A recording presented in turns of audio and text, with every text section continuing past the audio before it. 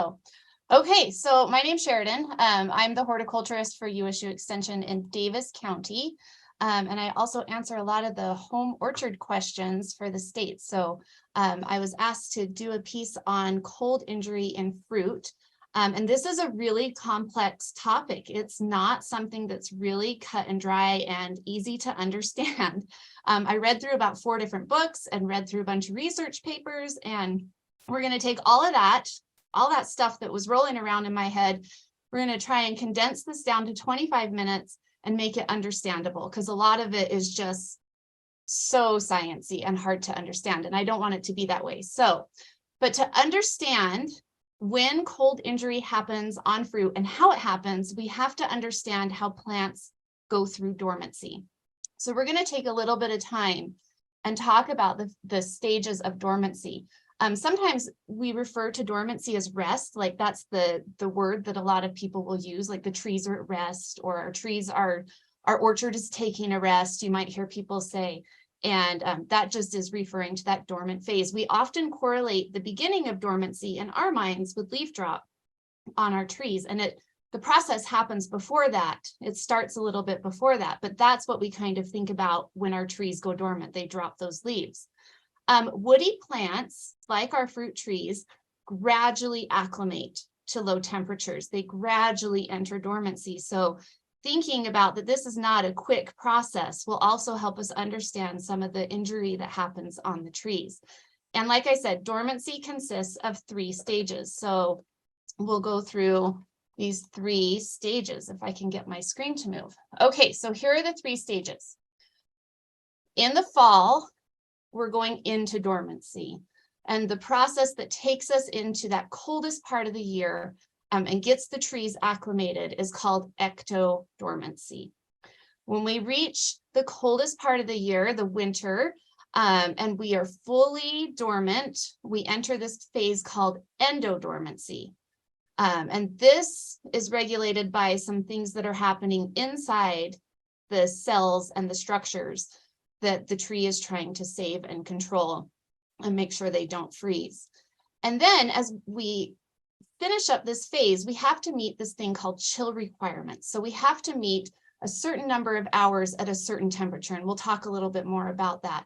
But once we meet that phase, we move into the end of winter and moving into spring, and this is eco-dormancy. And this is regulated by environmental factors, things outside the plant. So temperature plays a big role in how our plants move out of the dormant phase. Okay, so let's take a little bit deeper dive at each one of those sections. So we'll start with that fall dormancy, that ecto-dormancy.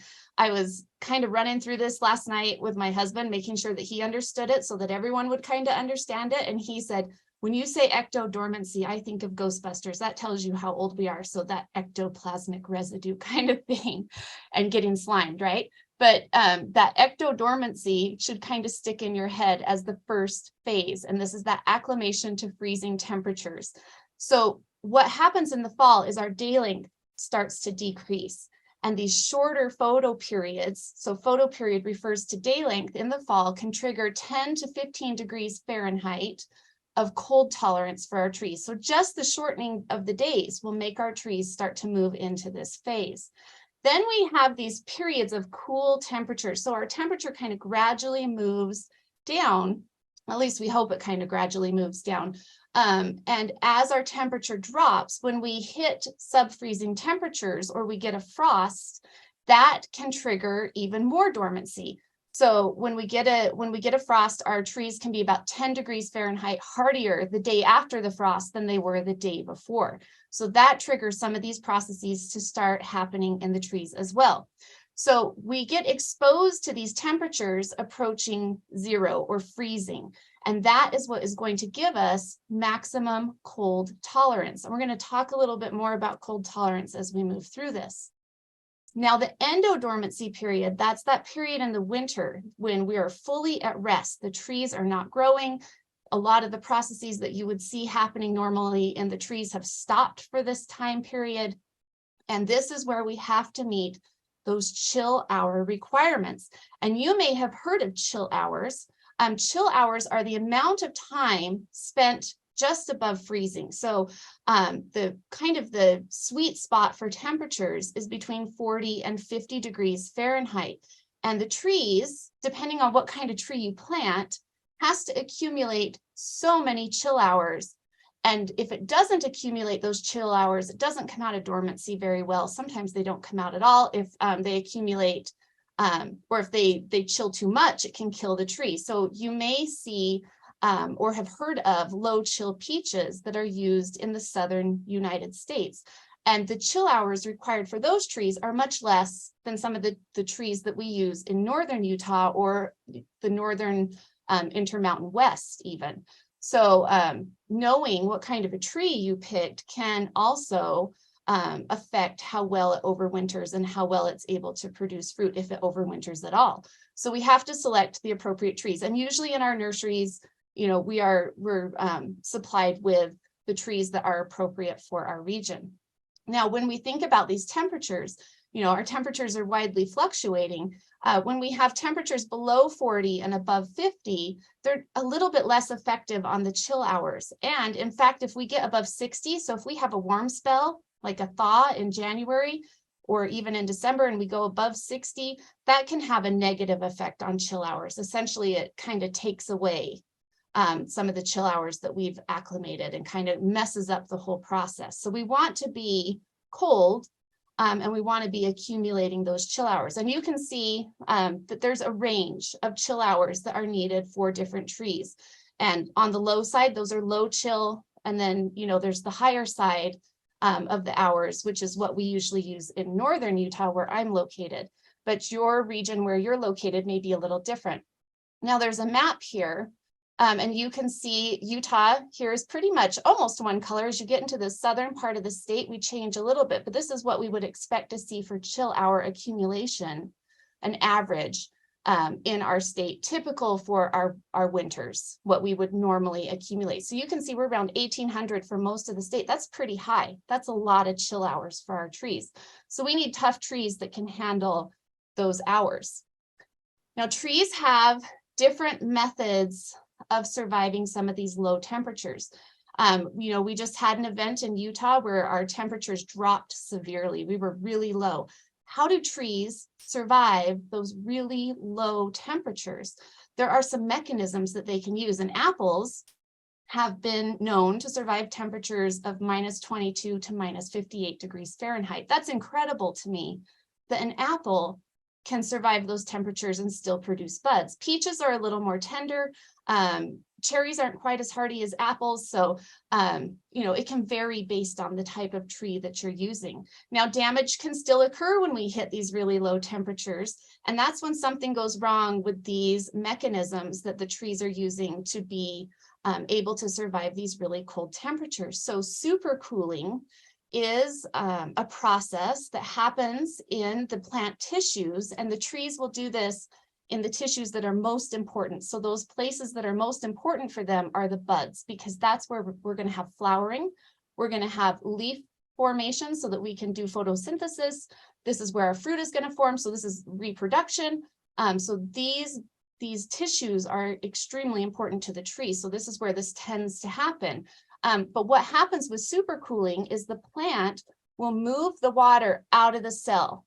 And when it moves the water out of the cell, it raises the concentration of the sugars in the cell. And if we have sugar in the water, what does that do to the freezing point? It drops it, right? So it prevents the ice from forming. So essentially, this plant can take temperatures really low and keep that water that's left in the cell, because it's at such a high concentration of sugar, can keep it from freezing. It's just fascinating. The other method that that trees will use is called extra organ freezing. And this is where the tree will shunt ice formation to tissues in the tree that can either handle it or that are not critical. So you can see in this picture that there is ice formation, you know, in the stem, in the scales of the bud, but not in the actual bud where the fruit is being formed. You know, in different areas that may not be as critical, and it will push that ice formation out to those areas. So really kind of fascinating on the processes that they utilize. Okay, so eco-dormancy, we've done the fall endo or ecto, and then we've done the winter, which is endo. Now we're moving to spring. This is eco-dormancy. So after that chilling requirement is met, so we've reached that maximum number of chill units needed. It's usually sometime in January, February, depends on our weather. The plant will move into this eco-dormancy phase. And as long as the weather is cool and not conducive to growth, and the plant has met the chill hour requirements, growth doesn't really start to occur. But once we have warmer temperatures, usually up in the 40s, 50s, we'll start to see growth begin.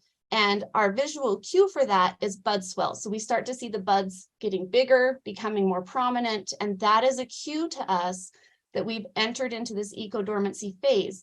Once we enter into this phase and growth begins, we can't go backwards. So the plants lose their ability to readjust to really cold temperatures at this point. So when we think about injury timing and when this occurs in our plants, what we'll see, is this is kind of our temperature. This is the average. This is the fall time. So this is the ecto-dormancy phase.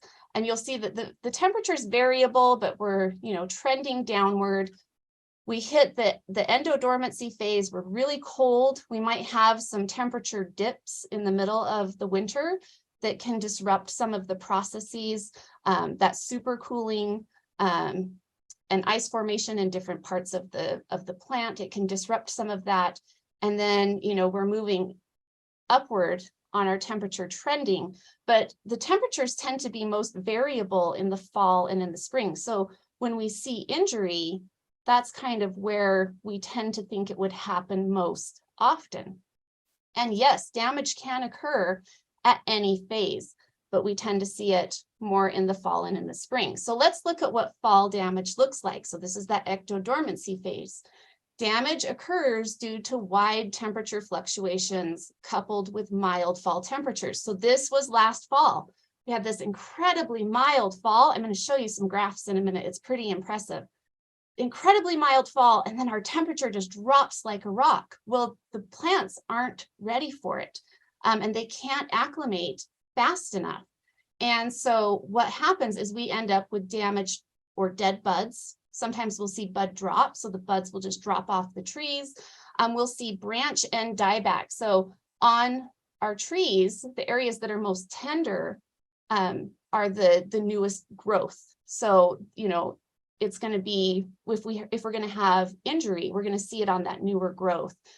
So the branch tips will die back first. And if it's severe enough, sometimes we'll lose whole trees, which is something that we don't want to see. Trees are a long-term investment. And we want these trees to establish and do well.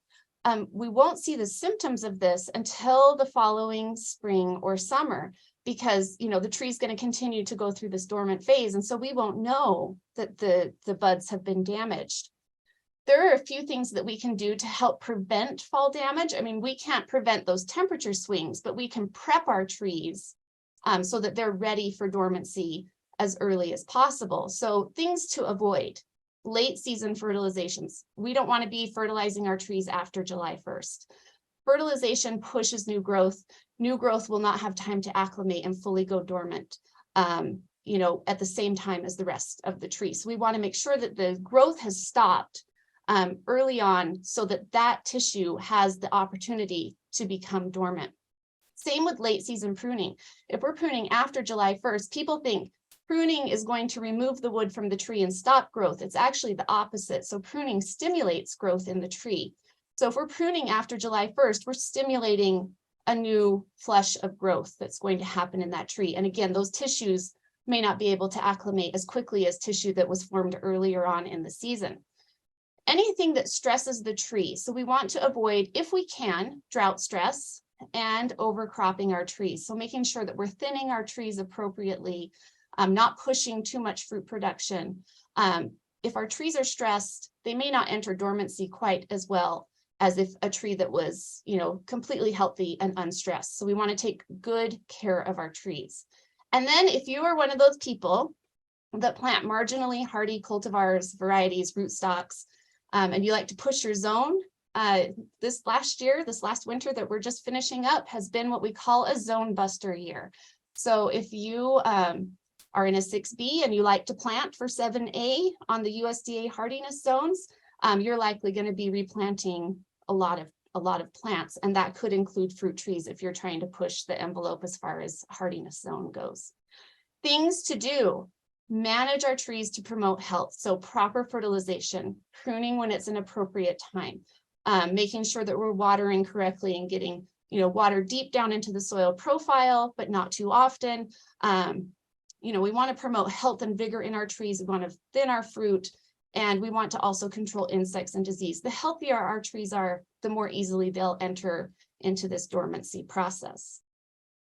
Okay, so here's our graph. This is what happened in October 2019. This one was pretty severe, and we saw another one last fall. So you can see this is our high temperature, this blue line at the top. We're trending in the 60s and 70s. On October 26th, we were 61. The next day, we were 25. And then by the 30th, we were 9. So that temperature drop was very rapid. And even though it was over a couple of days, what we saw was pretty severe damage to some trees. And I'll show you some pictures here in a minute. We had kind of the same thing happen this last fall. And you can see, we didn't have the fluctuation in temperature that we had in 2019. We were just trending right around 75 for quite some time. We had not dipped down at all with our temperatures. And then all of a sudden, overnight, this one wasn't as severe, but we went from 75 to 32 over 2 days, a 43-degree Fahrenheit difference in a relatively very short amount of time. So I don't expect to see as severe as injury as we saw in 2019, 2020, but it's possible that it could happen. And this was at Kaysville. And so was the graph prior. I should have mentioned that. Now, I know walnuts are not what you think of when you think about fruit, but walnuts are something that we saw be very affected.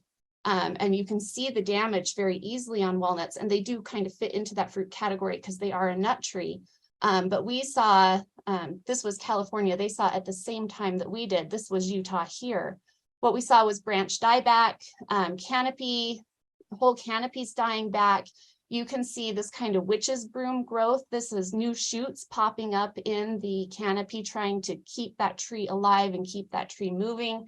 And then you can see at the base, there's all of this suckering that's happening. And this was really common. I got multiple phone calls about specifically nut trees in Utah that did not fare well with that 2019 dip. And we didn't get the phone calls until 2020 because the damage doesn't show up until later in the season. This is what you'll see with peaches and apples. So you can see that branch, that tip die back on the branches, and the leaves don't emerge very well sometimes. So you'll see poor leaf development and emergence. And again, in the apple, that branch die back. So this was in Wisconsin and in Michigan after they saw a similar event. Okay, so damage that happens during the endodormancy period can look a little different. So this is that middle period in the winter. And this occurs due to extreme low temperatures, which again, we saw this last year, this last winter. Temperatures will drop so low, the ice will be formed in those cells where it isn't normally formed. And younger wood can be more susceptible. This will result in damage to the trunk and the bark, and also to the xylem and the phloem. So the xylem and the phloem sits under the bark. It's the living tissue in the tree that pushes water and nutrients up and down throughout the tree. They're kind of like channels or straws. And if you block those, we don't have movement of those nutrients and water through the tree. And then we have dieback.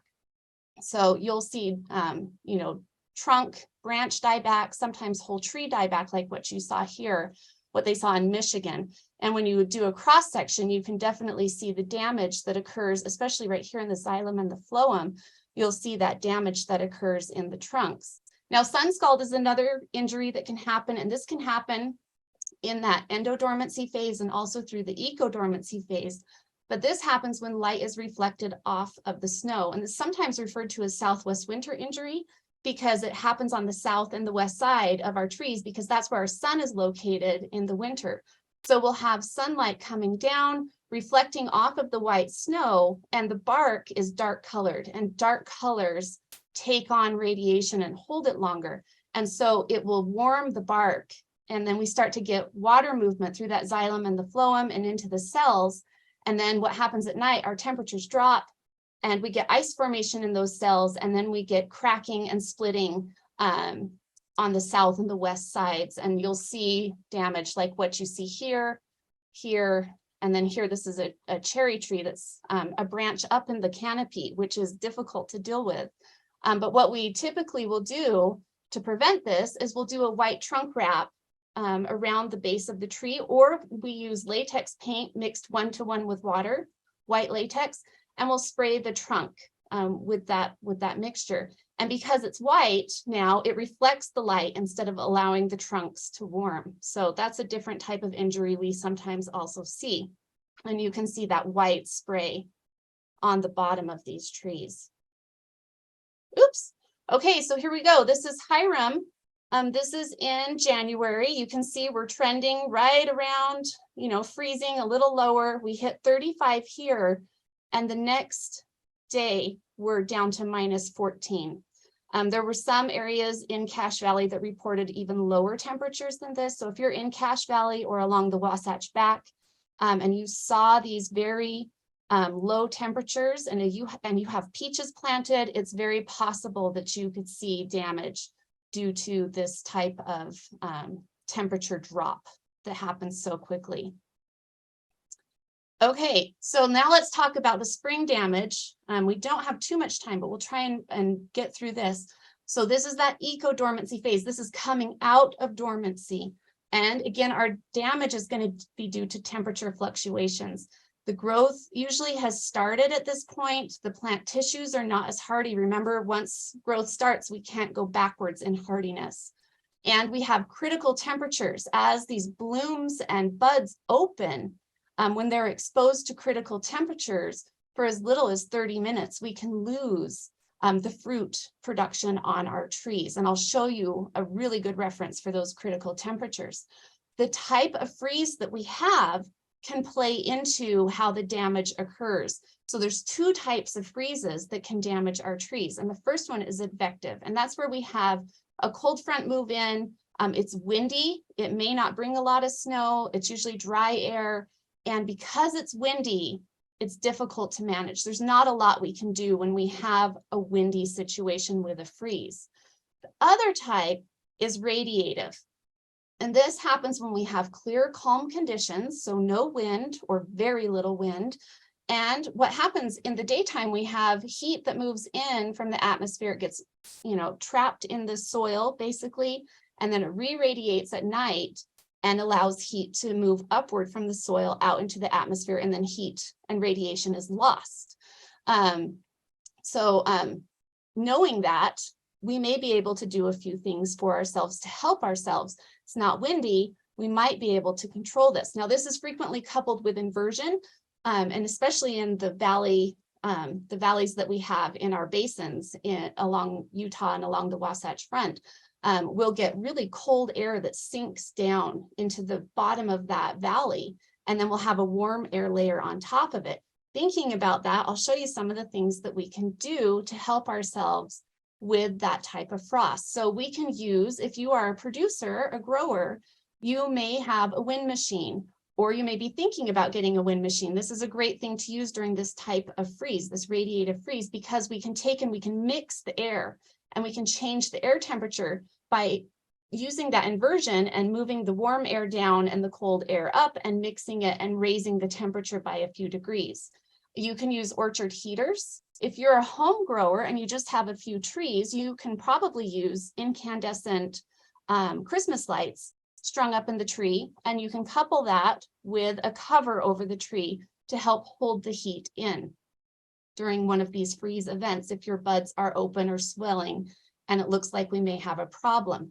In other regions of the United States and across the world, they'll turn on the sprinklers. We don't really have access to outdoor water so much in the winter, but what happens is that ice will form on the trees, and as the ice or as the water turns from water to ice, it releases a little bit of heat, and that can drive that temperature just around those buds up enough to keep them from being lost.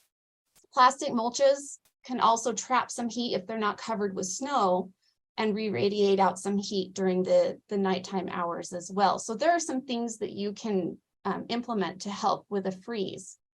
What we see as far as damage on the trees is we'll see fruit loss. That's the biggest economic loss that we'll see. We don't want to see this fruit loss. But when you cut open your buds, so you cut a bud in half, you'll see this area right here that's supposed to be nice and green has turned brown. And this is the ovary of that flower and where the fruit would be formed. And we know that we're not going to get a fruit here. Again, here's another bud. This is what it would look like healthy.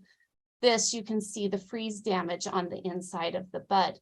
We'll also see russeting. So you see that right here. This is actually a frost ring, but russeting is similar to what you see here. It kind of looks like netting that forms on the skin or the epidermal layers, and that's due to freeze injury.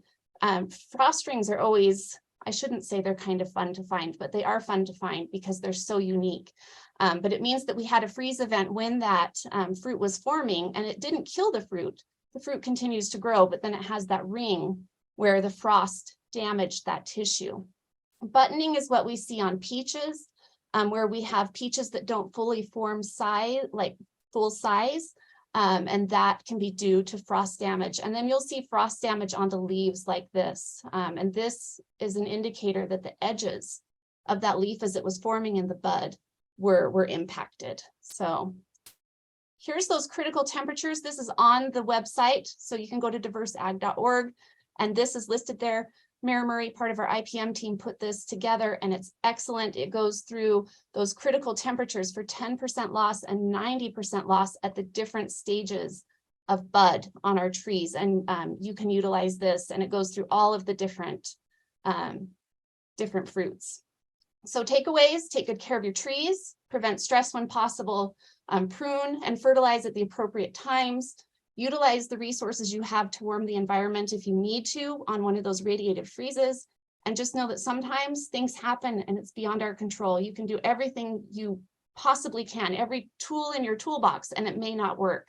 And that's just how fruit works sometimes, and it's unfortunate that that's how it works. But if you guys have questions and put them in the Q&A, I'd be happy to answer. So thank you.